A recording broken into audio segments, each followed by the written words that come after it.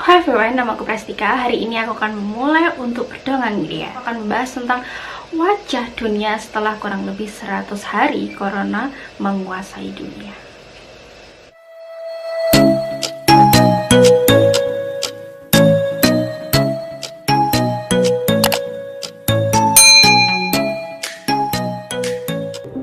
Akhir tahun 2019 yang lalu, salah satu keluarga dari coronavirus SARS-CoV-2 menggemparkan sebagian dunia. Virus ini dideteksi pertama kali di China, tepatnya di kota Wuhan. Virus ini sudah menyebar ke seluruh penjuru dunia dan WHO sudah menjadikan sebagai pandemi global. Di sini aku tidak akan membahas lagi tentang asal-muasal virus corona dan keluarganya ya teman-teman onlineku, karena aku sudah pernah buat di video sebelumnya. Nanti aku bisa sertakan di description box di bawah. Oke, tanpa berlama-lama lagi kita akan mulai. Sebelumnya jangan lupa siapkan cemilan. Aku juga sudah menyiapkan kopi. Jangan lupa siapkan susu coklat juga atau cappuccino seperti aku. Dan jangan lupa yang paling penting, jangan lupa untuk like, comment, and subscribe. Keep on watching. Dunia sudah berubah setelah wabah virus corona melanda. Jalanan di berbagai kota, di berbagai belahan dunia yang biasanya padat, kini kian sepi. Sejumlah negara memperlakukan penguncian atau lockdown, diantaranya China, Italia, Inggris, dan Malaysia. Orang-orang yang biasanya terlihat sibuk hilir mudik kini berdiam di rumah saja demi menghindari tertularnya virus corona. Di China, sebuah papan iklan menghimbau untuk orang tinggal di rumah dan salam menggunakan bahasa tradisional Cina yang disebut gongzu, yakni kepalan tangan yang berlawanan. Di sejumlah negara Eropa seperti Prancis, kebiasaan cipika-cipiki dihimbau agar sebaiknya dihindari, termasuk berjabat tangan di tempat kerja. Di seluruh dunia ada himbauan untuk bekerja dan belajar di rumah, kecuali mereka yang berada di garda depan menangani virus corona. Virus corona juga berdampak terhadap lingkungan. Seiring dengan berlakunya himbauan untuk tetap di rumah saja, tingkat polusi udara di berbagai wilayah juga mengalami penurunan. Artinya dunia sudah mulai membaik dong. Kini pemandangan di Gunung Himalaya yang biasanya dilihat dari jarak 200 km, pemandangan seperti itu terakhir terlihat 30 tahun yang lalu. Jadi saking baiknya polusi udara di sekitar Gunung Himalaya yang seharusnya view tersebut dilihat dari 200 km, dan itu pada tahun 30 tahun yang lalu, sekarang sudah bisa dilihat. Keren nggak tuh virus corona? Keren nggak tuh virus corona? Di Indonesia juga corona juga membawa dampak. Foto-foto tentang langit Jakarta yang berwarna biru cerah banyak diunggah oleh teman-teman netizen. Terlihat pemandangan gunung di sekitar kota Jakarta yang biasanya tak pernah terlihat. Dan yang lebih penting teman-teman onlineku, sejumlah penelitian mengatakan bahwa lubang pada lapisan ozon di atas Antartika sana terus mengalami pemulihan. Pemulihan ini terjadi akibat kekurangannya penggunaan CFC pada kulkas dan spray. Perbaikan ozon pun kini telah mengubah sirkulasi udara di atmosfer. Hal ini berpengaruh pada temperatur atmosfer, cuaca, tingkat curah hujan, serta dapat menyebabkan perubahan suhu laut dan konsentrasi garam. Melihat wajah dunia yang berubah selama kurang lebih 100 harian ini, mari kita mengingat kembali selama 100 harian kemarin itu wabah virus corona itu meresahkan dunia dalam hal apa sih? Timeline virus corona. Oke, sebelumnya aku minum dulu ya.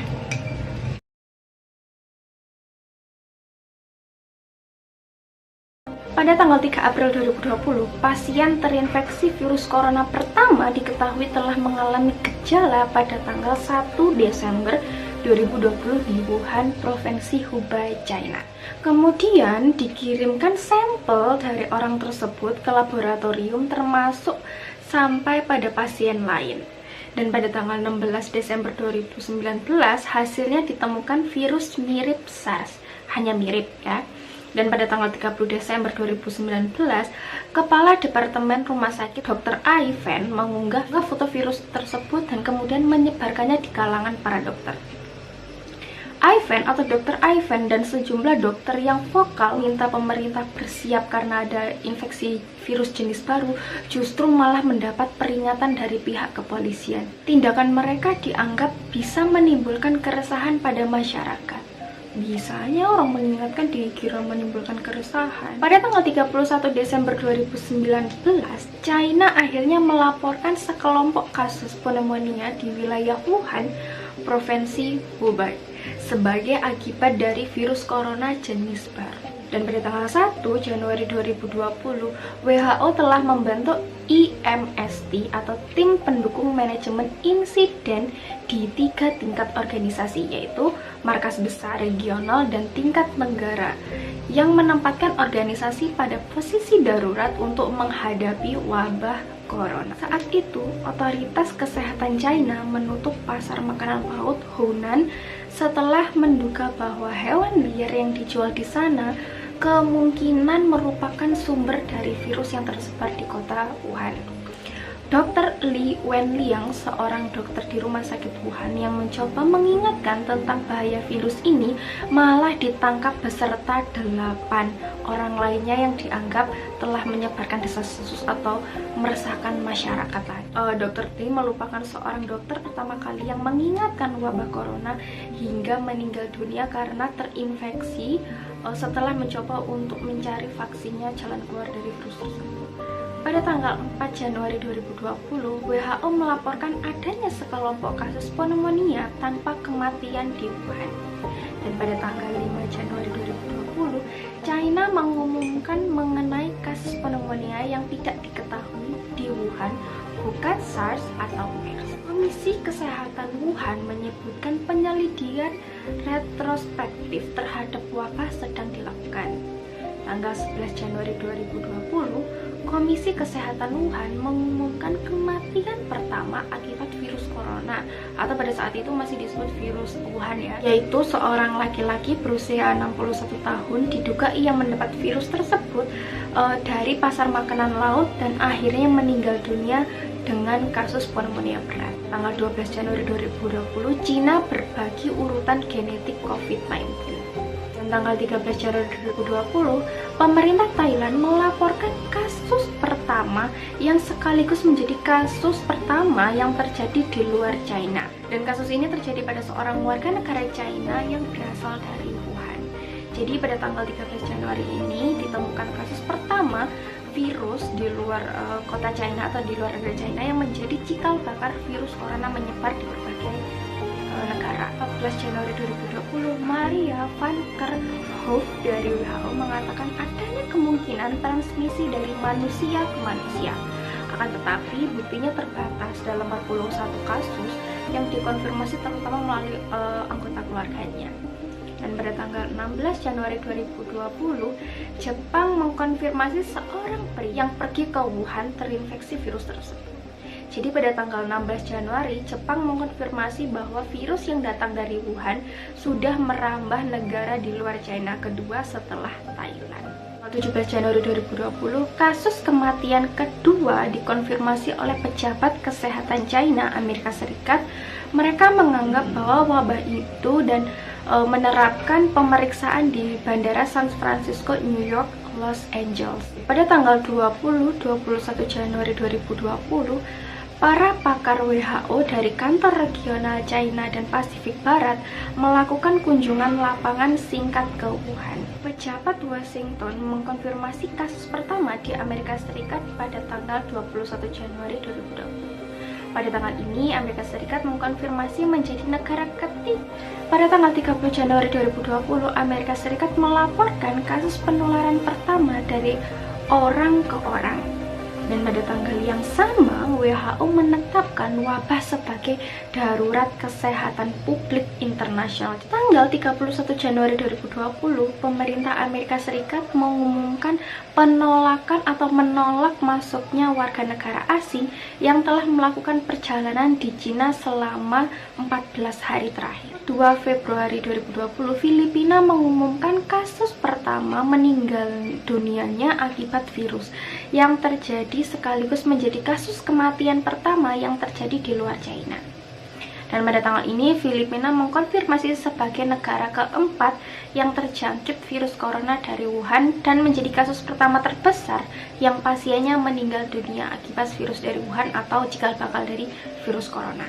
Tanggal 4 Februari 2020, Kementerian Kesehatan Jepang mengumumkan 10 orang di atas kapal pesiar Diamond Princess yang berlabuh di Yokohama Bay dipastikan memiliki virus Wuhan atau virus corona. Saat itu, kapal yang mengangkut 3.700 orang diletakkan di bawah karantina. Tanggal 7 Februari 2020, Li Wenliang, dokter yang mencoba mengingatkan mengenai bahaya virus corona, meninggal dunia. Rest in peace dokter, semoga amal kebaikanmu membawamu ke tempat yang terbaik di atas sana. Amin. Tanggal 11 Februari 2020, penyakit akibat virus tersebut diberi nama oleh WHO yaitu COVID-19. Untuk lebih jelasnya tentang COVID-19, simak videoku sebelumnya ya, nanti aku taruh di description box. Tanggal 14 Februari 2020, seorang turis Cina meninggal dunia di Prancis. Kasus ini menjadi kasus kematian pertama di Eropa karena virus corona. Dan pada hari yang sama, Mesir mengumumkan kasus pertamanya yang juga menjadi kasus pertama di Afrika. Dan tanggal 19 Februari 2020, tanggal ini merupakan hari ke-50 virus corona mewabah di seluruh dunia. Penumpang kapal pesiar Diamond Princess yang telah dites dan dinyatakan negatif terpapar virus mulai turun dari kapal pada tanggal itu. Dan kasus ke-31 di Korea Selatan menimbulkan kekhawatiran karena terdapat wanita berusia 61 tahun, anggota sebuah gereja yang mengaku sakit saat mengikuti sebuah acara. Pejabat mengatakan saat itu setidaknya ada 1.160 orang yang beresiko kontak dengan wanita tersebut. Sementara itu, Iran mengumumkan ada 2 kasus pertama yang dikonfirmasi di kota suci Qom. Pada tanggal 20 Februari 2020, kasus virus corona global telah mencapai 80.000. Wow, udah kerja aja sengap ya, 80.000. Saat itu, Italia mencatat kematian pertama akibat virus corona pada tanggal ini. Kematian mencapai 11 orang. Kemudian Italia mengumumkan daftar kota dan desa yang dikunci atau di-lockdown secara penuh.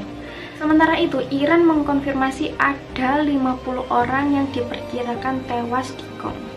Selain itu, para tokoh Iran termasuk Wakil Menteri Kesehatan positif terkena COVID-19.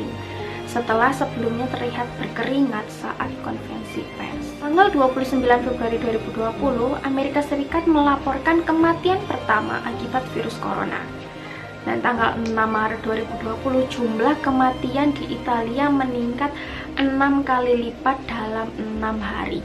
Setidaknya 230 orang Italia tewas dalam 1 hari. 6 Maret 2020, Perdana Menteri di Italia Giuseppe Conte mengumumkan bahwa seluruh negara di Italia dikunci atau di-lockdown. Dan pada tanggal 11 Maret 2020, COVID-19 dinyatakan sebagai pandemi global oleh WHO. Tanggal 2 April 2020, kasus COVID-19 di seluruh dunia dikonfirmasi lebih dari 1 juta kasus dengan lebih dari 50.000 orang meninggal dunia. Astagfirullahaladzim. Pada tanggal ini, Perdana Menteri Inggris Boris Johnson dikonfirmasi positif virus corona. Pada tanggal 8 April 2020, sebanyak 1.517.960 orang terkonfirmasi positif COVID-19 dengan angka kematian berjumlah 88,45% dan sebanyak 330.266 orang sembuh. Dan pada tanggal 8 April juga merupakan hari ke-100 sejak virus corona atau virus SARS-CoV-2 terdeteksi. Berarti kalau tanggal 8 April kemarin ke-100, sekarang tanggal berapa ya? Sekarang tanggal 11, berarti sekarang itu sudah tepat 103 hari. Benar nggak teman-teman? Oke teman-teman onlineku, timeline atau tanggal-tanggal penting seputar virus corona yang berhasil merubah wajah dunia selama 100 hari virus tersebut menguasai dunia. Terus muncul pertanyaan berikutnya, mana dengan timeline yang khusus di Indonesia? Oke, jangan sedih, siapkan cemilan, boleh ke toilet dulu, tapi jangan lupa di pause videonya biar nggak ketinggalan informasi-informasi penting yang akan nanti aku akan sampaikan. Sebelumnya aku minum dulu ya. Ngapul ternyata. Oke, 5 detik dari sekarang. 5, 4, 3, 2, 1, go. Tanggal 2 Maret 2020, Presiden Republik Indonesia Joko Widodo mengumumkan temuan kasus pertama kasus infeksi virus corona di Indonesia. 2 orang warga Depok, Jawa Barat dinyatakan positif COVID-19. Maret 2020, Indonesia mengumumkan kematian pertama akibat virus corona, yakni pasien kasus ke-25, seorang warga negara asing yang menjalani perawatan di Rumah Sakit Sanglah, Bali. Sementara itu, pada tanggal 13 Maret 2020, pertama kalinya dilaporkan adanya pasien sembuh, yaitu pasien 01 dan 03. Pada tanggal 16 Maret 2020, Presiden Joko Widodo melarang pemerintah daerah untuk melakukan lockdown atau karantina wilayah dalam menghadapi penyebaran virus corona yang menyebabkan penyakit COVID-19. Ia menegaskan bahwa kebijakan lockdown hanya bisa diambil oleh pemerintah pusat saja. Melalui rapat terbatas kabinet pada tanggal 31 Maret 2020, Presiden Jokowi menyatakan bahwa pemerintah memberikan opsi pembatasan sosial berskala besar atau PSBB kepada sebagian wilayah untuk berupaya menjaga penyebaran virus corona COVID-19. Tanggal 6 April 2020, permohonan PSBB yang diajukan oleh Gubernur DKI Jakarta, Anies Baswedan, telah diteken atau ditandatangan oleh Menteri Kesehatan Terawan. Oke teman-teman, kita lanjut. Tadi stop karena ada sholat zuhur ya. Oke, mari kita lanjut. Sebenarnya aku minum dulu.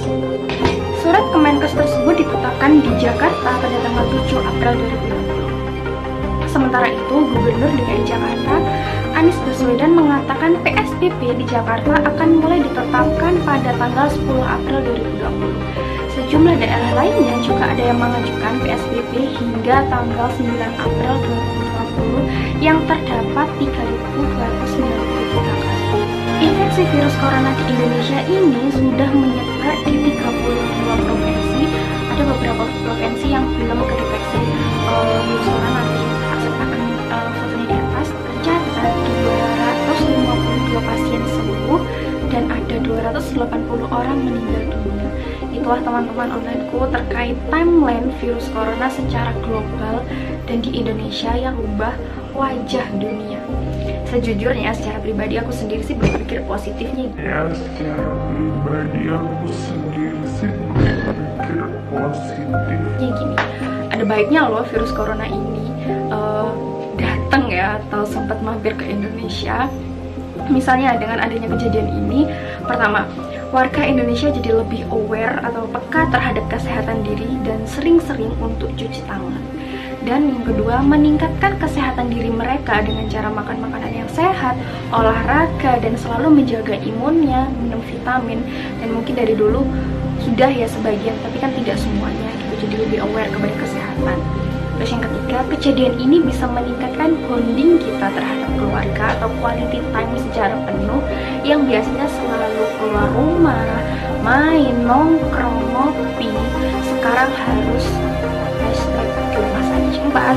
Untuk lingkungan sih, di sekitar kita jalanan itu jadi lebih sepi, yang membuat asap kota atau asap desa jadi menurun, udara jadi lebih sehat dan sebagainya. Namun selain itu juga pasti ada kekurangannya ya teman-teman semuanya.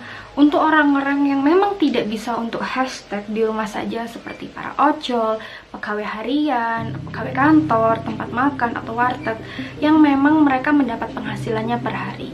Mari kita bantu mereka yang memang tidak bisa untuk hashtag di rumah saja, dan pemerintah untuk memerangi virus ini dengan cara ya di rumah saja, jangan kemana-mana. Tahu nggak, kita ini loh yang masih muda, yang masih produktif, daya imunnya imunnya kuat yang rentan menularkan virus ke lingkungan kita. Bayangkan saja, misalkan dari kita terkena positif virus corona dan tidak menampakkan gejala apapun karena imun kita lebih kuat, justru kita berinteraksi dengan ibu, bapak, kakek, nenek, which is mereka tidak sama imunnya. Ya pastilah virus itu akan dengan sangat baik menyerang mereka. Kita nggak mau kan membuat orang susah atau membuat orang lain susah. Makanya anjuran pemerintah untuk hashtag di rumah saja. Dan buat teman-teman yang memang harus keluar rumah buat bekerja dan tidak bisa WFH atau work from home, semangat, jaga diri kalian. Jangan lupa sebelum pulang ke rumah bertemu dengan keluarga, cuci tangan dan bersihkan diri kalian supaya tidak ada virus yang menempel di badan atau di baju kalian yang kemungkinan bisa menularkan ke orang lain. Oke, yang dongeng edukatif dari Plastika. Don't forget to like, subscribe, dan comment. See you next video. Bye.